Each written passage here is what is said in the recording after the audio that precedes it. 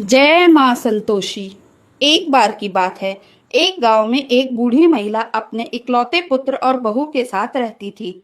वह बूढ़ी महिला अपनी बहू से घर के सारे काम कराती, पर न तो ठीक से खाना देती और ना ही उसे आराम करने देती।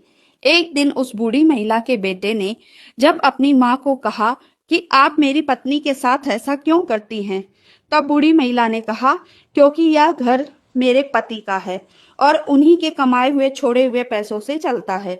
यह बात बेटे को चुभ गई और वह शहर चला गया पैसे कमाने के लिए। घर पर बूढ़ी महिला अपनी बहू पर अब भी अत्याचार करती थी। एक दिन बहू मंदिर गई तो वहां उसने कुछ स्त्रियों को संतोषी माता का व्रत करते हुए देखा। बहू के पूछने पर एक स्त्री ने बताया कि शुक्रवार को नहा धोकर एक लोटे में साफ पानी लेना, प्रसाद में गुड़ चना लेकर सच्चे मन से माँ का पूजन करना, याद रखना खटाई नहीं खानी है। व्रत का विधान सुनकर बहू विधि पूर्वक पूजन करने लगी।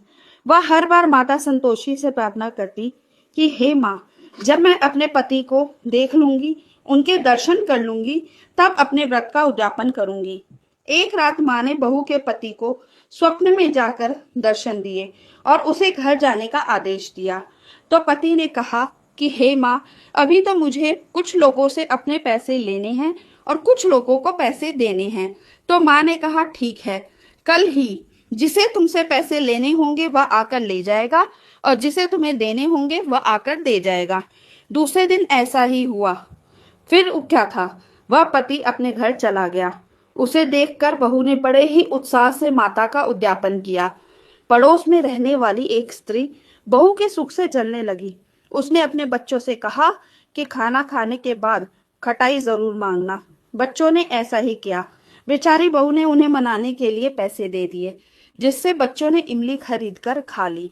इससे माता नाराज हो गई और बहू के पति को राजा के सैनिक पकड़कर ले गए। बहू माता संतोषी से प्रार्थना करने लगी, हे माँ, मुझसे कोई भूल हुई है तो क्षमा करना माँ।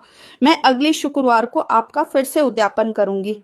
मेरे पति को भी क्षमा करना माँ, नहीं तो मैं अन्न जल त्याग कर आपके चरणों में ही अपने प्राण त्याग दूंगी। तभी बहू का पति घर आया और कहने लगा कि राजा ने मुझे कर लेने के लिए बुलाया था, क्योंकि मैंने इतने पैसे जो कमाए हैं।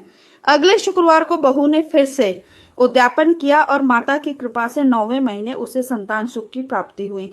अब उसकी सास भी उससे अच्छी तरह से रहती है, तंग नहीं करती। हे संतोषी माता, जैसी कृपा बहू पर की वैसी हम सब पर करना, कहानी कहने सुनने और हुंकार भरने वाले पर भी।